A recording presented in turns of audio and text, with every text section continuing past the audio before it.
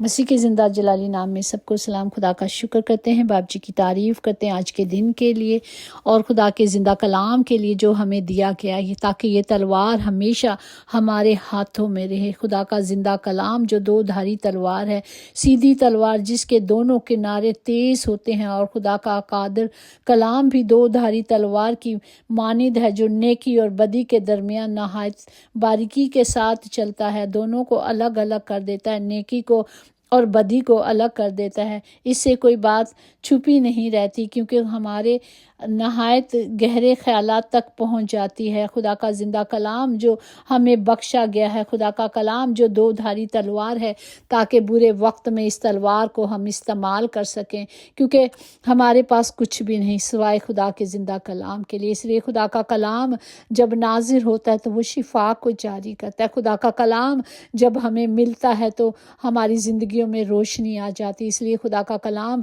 ہمیں سکھاتا کہ یہ ہمارے قدموں کے لیے روشنی ہے، جب ہم چلیں گے تو ٹھوکر نہیں کھائیں گے۔ خدا کا کلام ہمیں سکھاتا ہے کہ اسے اپنے گلے کی توق بنا لے، تاکہ تو اسے ہمیشہ اندر رکھے اور یہ تجھے ہضم ہو جائے۔ اسی طرح خدا کا کلام ہمیں یہ سکھاتا ہے کہ یہ کلام تیرے دل میں ہو، تاکہ اپنے دل کی حفاظت کرے گا۔ جب ہم دل کی حفاظت کریں گے تو ہم اپنی زندگیوں کی حفاظت کریں گے۔ خدا باپ اس کلام کی دو دھاری تلوار کو میں اپنے لیے، اپنے گھرانوں کے لیے، بلکہ کل دنیا جہاں کے لیے، تمام بچوں کے لیے، تمام بڑوں کے لیے، سب کے لیے مانگتے ہیں، تاکہ ہم آنے والے وقتوں میں اس کلام کے وسیلے سے بچائے جائیں۔ یہ کلام ہی ہے جو ہماری ڈھال ہے اور ہماری سپر ہے، خدا کا زندہ کلام جو ہمیں زندگی دیتا ہے۔ خدا باپ اس کلام کی قدرت کو میں سب کے لیے مانگتی ہوں۔ یسوع نام سے خدا باپ آپ نے کہا کہ جو کچھ میرے نام سے میرے باپ سے مانگو کہ میں تمہیں دوں گا۔ باپ جی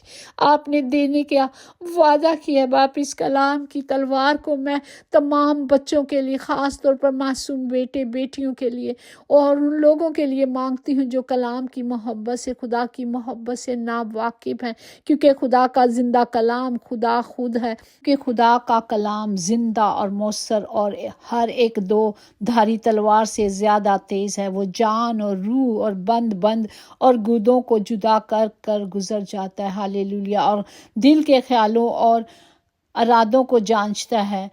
خدا باپ ہمیں سب کو قوت دے، ہم سب کو طاقت دے، تاکہ ہم کلام کی اس قدرت کو لیں اور نجات پائیں، ہر زندگی نجات پائے۔ اب خدا کا فضل، خدا کی رحمت، خدا کی برکت تمام حاضر جماعت کے ساتھ ہوتی رہے، اور ہم ہمیشہ اپنے باپ کے گھر میں سکونت کریں۔